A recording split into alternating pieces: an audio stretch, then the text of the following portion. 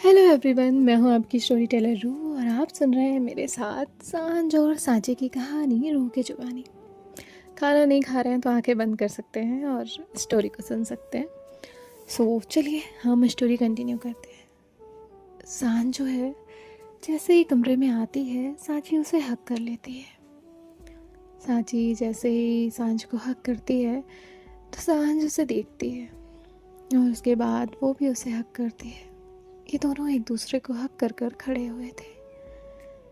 जो सांझ की शर्ट की स्लीव है वो धीरे धीरे गीली होने लगी थी। इसका मतलब साफ था कि सांची बस रोए जा रही है। उसकी आंखों से आंसू बहे जा रहे हैं। सांझ उसे थोड़ा दूर करती है और कहती है, आपको रोने की इजाज़त किसने दी? तो सांची उसे देखती है। उसकी आंखों में कई सारे सवाल थे, उदासी थी और बहुत सारी चीज़ें। सांझ उससे कहती है, बताइए आपको रोने की इजाज़त किसने दी? सांची कहती है, किसी ने नहीं।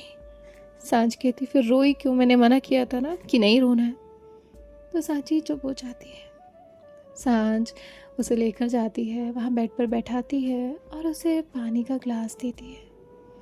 सांची थोड़ा सा पानी पीती है और ग्लास वहीं रख देती है। सांझ अपने पैरों पर नीचे बैठी हुई थी और सांची बेड पर। सांझ ने सांची का हाथ अपने हाथ में लिया और कहा, आपको उदास होने की कोई ज़रूरत नहीं है, मैं हूँ ना, मैं सब कुछ हैंडल कर लूँगी। और इन आँखों में उदासी बिल्कुल अच्छी नहीं लगती। कि आँखें जब मुस्कुराती हैं ना तो बहुत प्यारी लगती है। इसलिए प्लीज़ प्लीज़ मत रोइए, डोंट डू इट अगेन। बहुत बहुत तकलीफ़ होती है मुझे।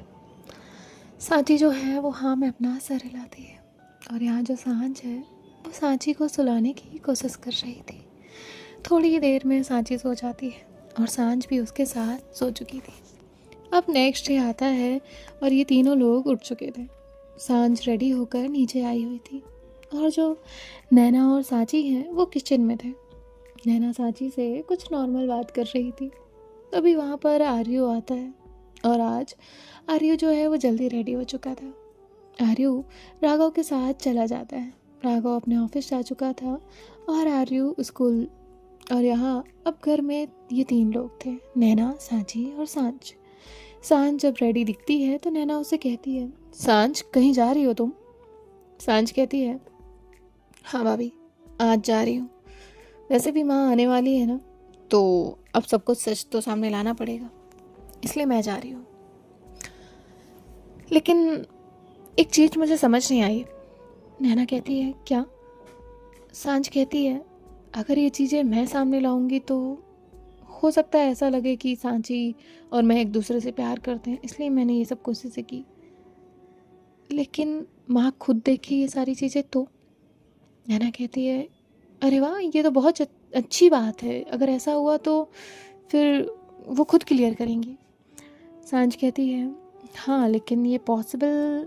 एक सेकेंड, आपने बताया नहीं माँ कब आने वाली है?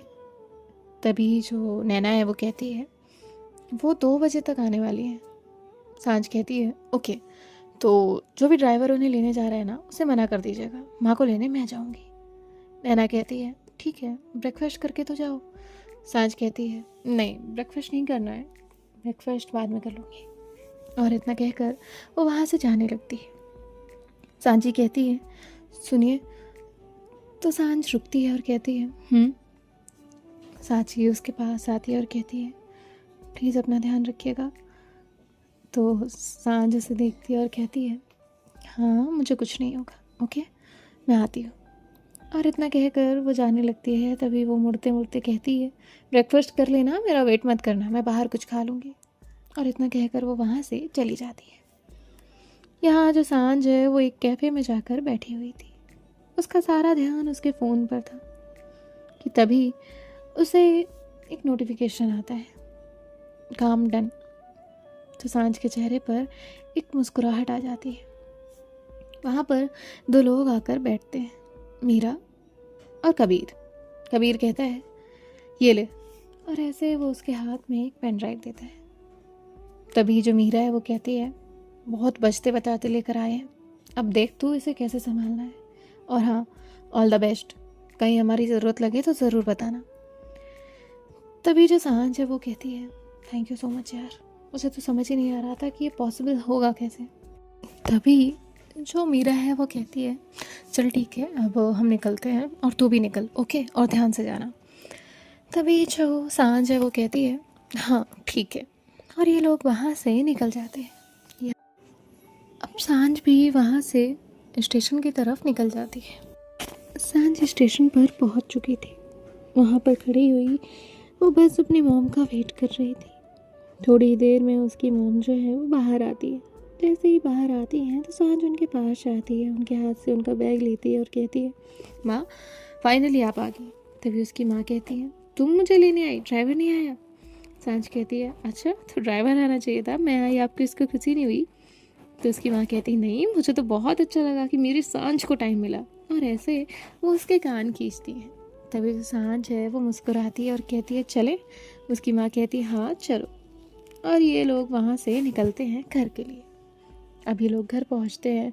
घर पहुँचने के बाद सांझ, उसकी मॉम जो है वो वहाँ बैठे होते हैं और नैना जो है वो उनके लिए चाय पानी लेकर आती है। तभी उसकी मॉम कहती है, नैना इसने परेशान तो नहीं किया ना? तो नैना सांझ को देखती है और कहती है, नहीं मम्मी जी, इस बार कोई परेशान नहीं किया। तभी वो साची से कहती है, साची तुम ठीक हो? मैंने आर्यन से पूछा था तुमसे बात करने के लिए, तो वो बोलता है कि तुम्हारी तबीयत सही नहीं थी। सांझ को हल्का सा गुस्सा आया।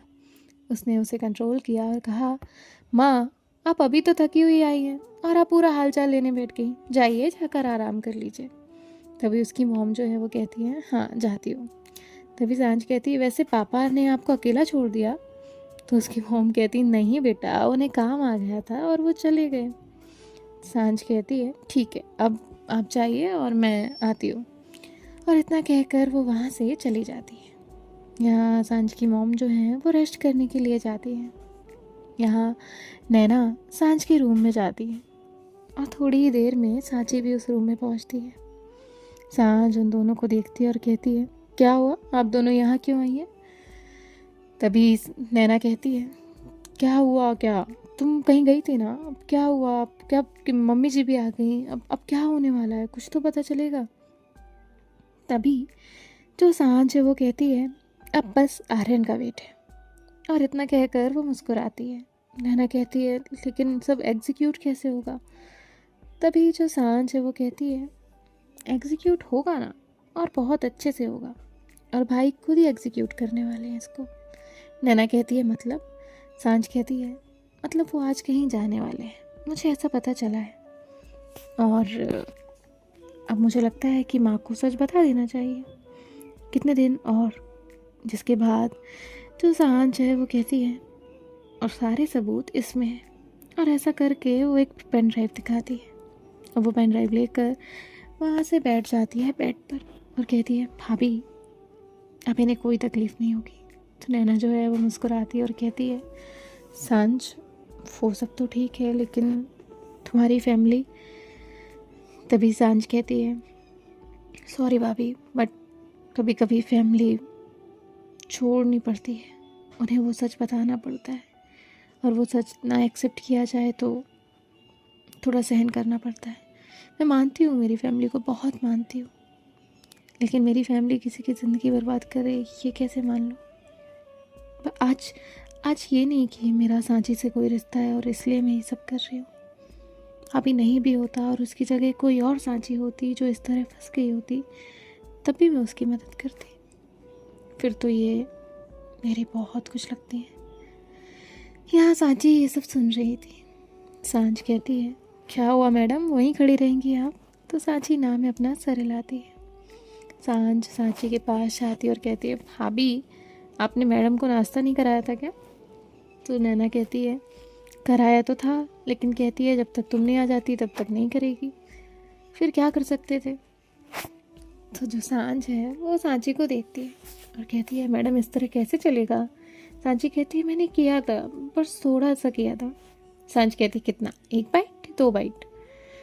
तो सांची मुस्कुराती है। नैना कहती है, तुम लोग बात करो, आर्यू के आने का टाइम हो गया, मैं जाती हूँ। और इतना कहकर नैना वहाँ से चली जाती है। अब यहाँ जो सांझ है वो सांची को वहाँ पर बैठाती है और कहती है देखिए, मैं ना माँ का नेचर अच्छे से जानती हूँ। वो पहली बार में बिलीव नहीं करती चीज़ों पर।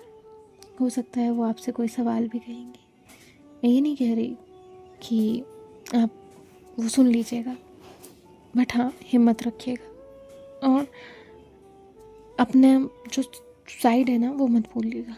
जवाब दीजिएगा। आपने कोई गलती नहीं की है और आप कहीं पे भी गलत नहीं है, समझी?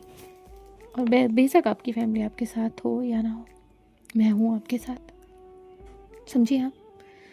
जिसके बाद जो साची है वो मुस्कुराती है और उसके बाद ये दोनों कुछ बातें करते हैं। अब बहुत टाइम हो चुका था, शाम का वक्त था, सभी लोग चाय पीने के लिए बैठे हुए थे। यहाँ जो सांझ की मॉम है वो भी बैठी हुई थी। राघव अपने ऑफिस में था और तभी आर्यन एंटर करता है। आर्यन जैसे ही अंदर आता है तो आर्यन की मॉम कहती है, आर्यन तुम कहाँ से आ रहे हो? आर्यन कहता है, ऑफ कोर्स माँ, कहाँ से आऊँगा, ऑफिस से।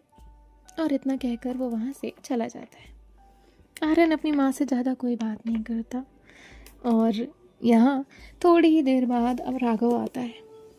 तभी जो आर्यन की मॉम है वो कहती है, राघव बेटा ऑफिस में ज़्यादा काम है क्या? राघव कहता है, नहीं मॉम, लेकिन क्या हुआ? तभी वो कहती, नहीं आर्यन थोड़ा चिड़चिड़ा सा लग रहा था, अच्छे से जवाब नहीं दिया, मेरे पास नहीं आया, कुछ बोला नहीं।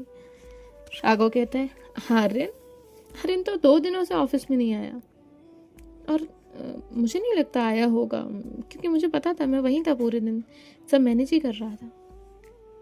आर्यन की मॉम थोड़ी सॉफ्ट हो जाती है और यहाँ साची, सांझ और नैना, ये तीनों लोग एक दूसरे को देखते हैं क्योंकि ये मुद्दा इनके लिए थोड़ा और आसान हो गया था। आर्यन ने इनके लिए कुछ चीज़ें आसान कर दी थी। ये टॉपिक इन्हें नहीं सामने लाना पड़ा था और खुद ब खुद सामने आ गया था। तभी आर्यन की मॉम जो है वो आर्यन को आवाज़ लगाती है। थोड़ी ही देर में आर्यन वहाँ पर आता है और कहता है, क्या है माँ, मैं बहुत थक चुका हूँ। वो इतना बोला ही था कि राघव उसे देखता है और कहता है, कहाँ थक गए तुम?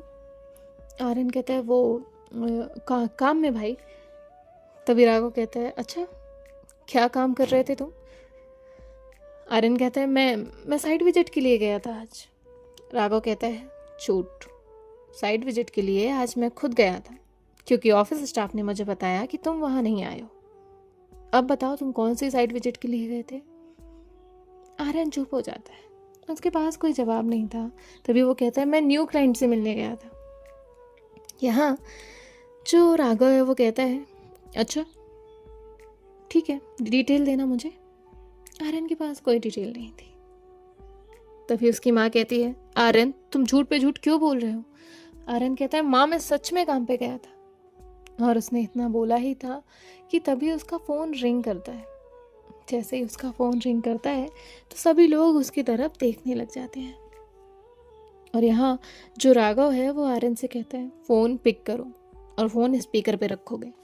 आर्यन कहता है, भाई मैं छोटा नहीं हूँ, मैं बड़ा हो गया हूँ और मेरी खुद की प्राइवेसी है, मेरी खुद की लाइफ है और मेरी शादी हो चुकी है। तभी जो राघव है वो कहता है, हाँ तो कोई काम का कॉल होगा ना, और हम यहाँ सब फैमिली ही है, तुम अपना काम का कॉल उठा सकते हो।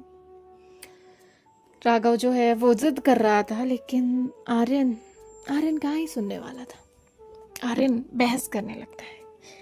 जैसे ही आर्यन ने बहस शुरू की, आर्यन की माँ ने आके उसे एक थप्पड़ मारा और कहा, तुम अपने बड़े भाई से जवान लड़ा रहे हो, किसने कहा तुमसे? और तुम्हारे काम का कॉल है ना तो उठाओ। आर्यन उसकी माँ की तरफ देखता है और फिर गलती से वो फ़ोन गिरा देता है, लेकिन फ़ोन को तो कुछ नहीं होता और वो फ़ोन राघव उठाता है। राघव वो फ़ोन देखता है और कहता है, अच्छा ईशा, ये कौन सी लड़की है जो तुम्हें फ़ोन कर रही है काम के लिए, वो भी इस वक्त रात के 9 बजे? ऐसा क्या काम करना है? आर्यन कहता है, भाई फ़ोन दीजिए मेरा। राघव कहता है, नहीं दूंगा। साची तुम जानती हो इस लड़की को? साची नाम अपना सर हिलाती है। साची आर्यन की तरफ देखती है। आर्यन उसे घूर रहा था। आर्यन जैसे कहना चाहता हो तुम हाँ नहीं बोल सकती थी। तभी जो सांझ है वो कहती है, भाई आप 2 दिन से घर नहीं आए, आपने बताया नहीं माँ को। आर्यन उसे देखता है और कहता है, सांझ कहती है, क्या भाई, मैंने झूठ कहा क्या? भाभी, क्या भाई सच में 2 दिन से घर नहीं आए? बताइए माँ को। तभी जो नैना है वो कहती है, हाँ, आर्यन 2 दिन से घर नहीं आया और ये हमेशा रात में गायब रहता है। राघव आर्यन को देखता है और कहता है, नाइट में कौन सा साइट विजिट होता है आर्यन? मैंने तो ऑफिस में कोई रिकॉर्ड नहीं देखा। अब आर्यन जो है वो फ़ोन लेता है और वहाँ से गुस्से में जाने लग जाता है। और तभी सांझ जो है वो टीवी से एक पेन ड्राइव कनेक्ट करती है और जैसे ही पेन ड्राइव कनेक्ट होती है एक आवाज़ आती है, हेलो ईशा, तुम्हें टेंशन लेने की ज़रूरत नहीं है, अब हमारा काम ईजिली हो जाएगा। मैंने सांची को डरा धमका दिया है और वो ईजिली मान जाएगी। और तुम्हें पता है वो कितनी डरपोक है। आज तक हमारी शादी को 1 महीना हो गया, वो हमेशा डर के रहती है। मुझे एक जवाब नहीं दिया उसने। और पता है तुम्हें, मुझे ना कोई डर नहीं है और ईजिली मैं इन सब से बाहर आ जाऊंगा और सारा इल्ज़ाम जाएगा सांची के ऊपर, क्योंकि सांची कोई जवाब दे ही नहीं पाती। और तुम मुझ पर शक कर रही थी, लेकिन मेरी चॉइस बिल्कुल सही थी। मैंने सांची को बहुत अच्छे से ऑब्जर्व किया था ऑफिस में। वो जब भी काम करती थी उसे कोई भी कुछ भी कहकर जाता था, वो ज़्यादा जवाब नहीं देती थी। और इसीलिए मैंने घर पर सांची का नाम लिया था जब मुझे शादी करनी थी। मुझे पता था मैं इसे कभी भी डरा धमका के रख सकता हूँ और जब चाहूँ तब डिवोर्स ले सकता हूँ और सारा इल्ज़ाम इसके ऊपर जाएगा। और ये तो कुछ कर भी नहीं सकती थी क्योंकि इसकी फैमिली वाले मानने ही नहीं वाले थे। और फिर क्या हुआ, वही जो मैंने चाहा था, इसकी और मेरी शादी हो गई। और 1 महीना हो चुका है कि ये घर पे कुछ नहीं करती। और इसने मुझसे कई दफ़ा कहा कि ऑफिस जाना चाहती है, लेकिन मैंने टाल दिया कि ये कहकर कि अभी जा नहीं सकती, अभी शादी को वक्त ही कितना हुआ है, अभी थोड़ा टाइम ले। हालांकि वो मुझसे कुछ नहीं कहती, लेकिन इतना तो ज़रूर बोलती थी। लेकिन मैंने वो भी माँ के नाम पर कह दिया। और पता है, वो माँ से भी कुछ नहीं पूछती। खैर, अब हमारा रास्ता क्लियर है और बेबी, मैं तुमसे अभी मिलने आ रहा हूँ। और इतना कहकर ये कॉल कट हो जाती है। यहाँ सब लोग आर्यन को देख रहे थे, सांची, सांझ, सब लोग। आर्यन कहता है, माँ माँ माँ माँ माँ, ये मेरी वॉइस नहीं है माँ, ये रिकॉर्डिंग झूठी है। उसने इतना बोला ही था कि राघव ने उसके गाल पर एक थप्पड़ रख दिया और कहा, अच्छा, ये रिकॉर्डिंग झूठी है, और क्या झूठा है? यहाँ जो आर्यन है वो इससे पहले कुछ बोलता तभी उसकी माँ कहती है, राघव ये सब क्या है? राघव कहता है, माँ, मुझे भी ये सब नहीं पता था, मुझे डाउट तो था आर्यन पर, लेकिन मैंने सोचा ठीक है, अभी शादी हुई है, नया है ये सब, इसीलिए ये सब करता है। लेकिन मुझे नहीं पता था कि ये भेड़ की खाल में भेड़िया बन के बैठा होगा। एक मासूम सी लड़की की जिंदगी बर्बाद कर दी इसने, और मुझे ये सब नहीं पता चलता। लेकिन मुझे ये सब पता चला जब सांची उस दिन रो रही थी और नैना उसे समझा रही थी। इवन नैना को भी ये नहीं पता था कि राघव कभी उसका साइड लेगा। सांझ को भी नहीं समझ आ रहा था कि राघव साइड ले रहा है। राघव हंसी मजाक करता था, राघव फैमिली के साथ इन्वॉल्व होता था, लेकिन राघव साइड लेगा ये नहीं समझ आ रहा था। तभी राघव कहता है, माँ, मैं ये सब नहीं बोलता, लेकिन इस मासूम सी बच्ची की क्या गलती है? इसने किया क्या है जैसे ये सजा मिल रही है? और ये खुद को बेकसूर साबित करना चाहता था, उसके गले पर तलवार रखकर। माँ, मैंने इसे एक लड़की के साथ देखा है। अब मुझे नहीं पता ये जिसका नाम ले रहा था ये वही थी या कोई तीसरी। जैसे उसने ये कहा था, आर्यन की आवाज़ चढ़ गई। आर्यन ने कहा, राघव।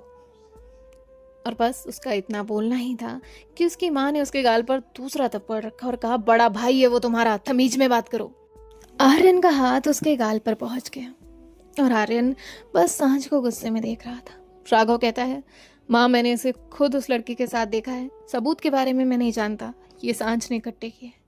सांझ कहती है, माँ, मैंने भी अपनी आंखों से इन्हें किसी और के साथ देखा है और इसीलिए मैं ये सब सच आपके सामने लाना चाहती थी। मैं नहीं चाहती कि किसी मासूम की ज़िंदगी बर्बाद हो। आर्यन जो है वो सांझ को देखता है और कहता है, माँ, ये सब प्लान है मेरे लिए, ये लोग जलते हैं मुझसे। तभी राघव कहता है क्या तेरे पास जलने को? करता क्या है तू? ऑफिस में आता है सिर्फ इसीलिए ताकि वो पैसे यूज़ कर सके। और सांझ सांझ का तो तुझसे कोई लेना देना नहीं है। वो तो तुझसे बात तक नहीं करती, तुझे देखना पसंद नहीं करती। और ठीक है, हम रिश्ते निभा रहे हैं, लेकिन तू तू क्या कर रहा है? छी। उसने इतना बोला ही था कि तभी वहाँ पर जो आर्यन है वो बहुत बहुत बेवकूफ़ी करने लगता है, बहुत चिल्लाने लगता है सांची पर कि ये सब तुमने किया है, तुम्हारी वजह से हुआ है। तभी जो आर्यन की मॉम है वो उसके सामने आकर खड़ी हो जाती है। सो देखते हैं नेक्स्ट पार्ट में क्या होता है। बाय बाय, टेक केयर, ख्याल रखिएगा, राधे राधे।